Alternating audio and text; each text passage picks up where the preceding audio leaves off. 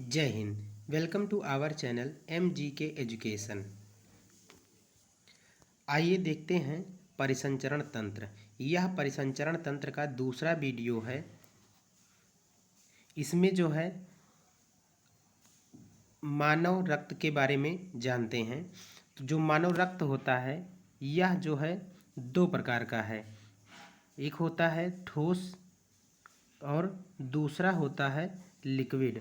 एक होता है ठोस यानी सॉलिड अवस्था में, एक होता है तरल अवस्था में। जो तरल अवस्था में होता है ये 55% होता है और जो ठोस में होता है वो होता है 45%। तरल में क्या आता है? तो तरल में आता है प्लाज्मा। ये प्लाज्मा जो है ये तरल का भाग है। और ठोस में जो है RBC होता है, जिसको हम बोलते हैं लाल रुधिर कणिकाएं, और WBC जिसको हम बोलते हैं सफ़ेद रुधिर कणिकाएं, और प्लेटलेट्स इसको बोलते हैं बिंबाणु। तो ये 3 पार्ट हो गए ठोस के और एक पार्ट हो गया प्लाज्मा के। अब हम देखते हैं प्लाज्मा। प्लाज्मा में क्या है, कैसे है? तो प्लाज्मा जो है इसका रंग पेल येलो यानी कि हल्का पीला रंग का होता है ये प्लाज्मा। इसमें लगभग 90 से 92% पानी पाया जाता है।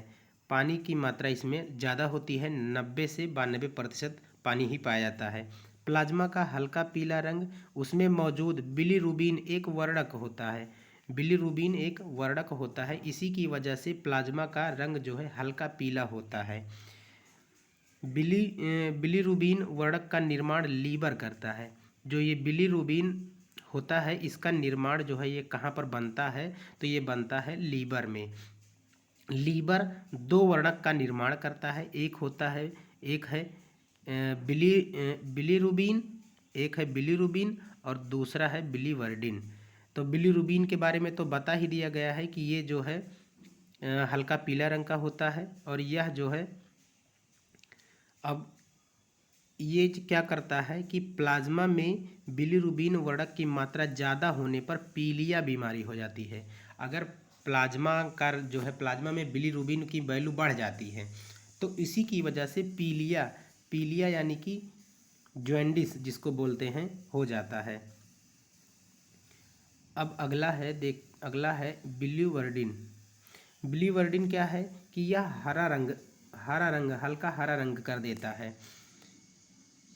और ये पाया कहाँ जाता है? तो ये बाइल जूस जो होता है उसको जो है ये हरा रंग प्रदान करता है, बाइल जूस को। प्लाज्मा का संगठन, प्लाज्मा में क्या क्या होता है? तो 90 से 92% तो जल ही पाया जाता है। उसके बाद में इसमें ग्लूकोज प्लस खनिज तत्व तो पाए जाते हैं 1 से 2% ग्लूकोज या खनिज तत्व पाए जाते हैं। ग्लूकोज और खनिज तत्व पाए जाते हैं। खनिज तत्व में जैसे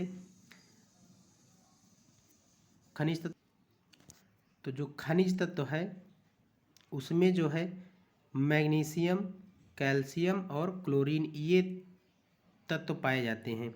इसमें प्रोटीन भी पाया जाता है जो कि 8 से 9% प्रोटीन होता है। अगला है लाल रुधिर कणिकाएं यानी कि RBC। अब प्लाज्मा खत्म हो गया, अब आते हैं RBC पर। RBC जो है वो ठोस वाले में पाया जाता है। ठोस अवस्था जो ब्लड का ठोस अवस्था है उसमें होता है। इसका एक अन्य नाम भी बोलते हैं इसको एरिथ्रोसाइट।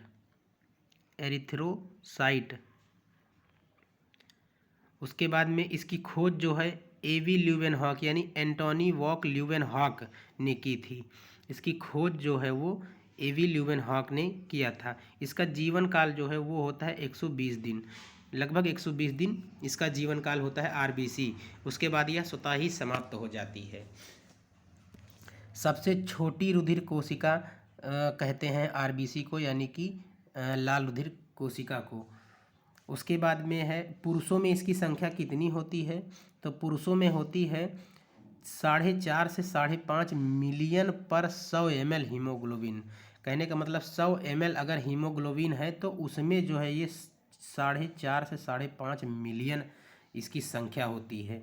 और महिलाओं में अगर बात करी जाए तो महिलाओं में 4 से 4.5 मिलियन होती है महिलाओं में।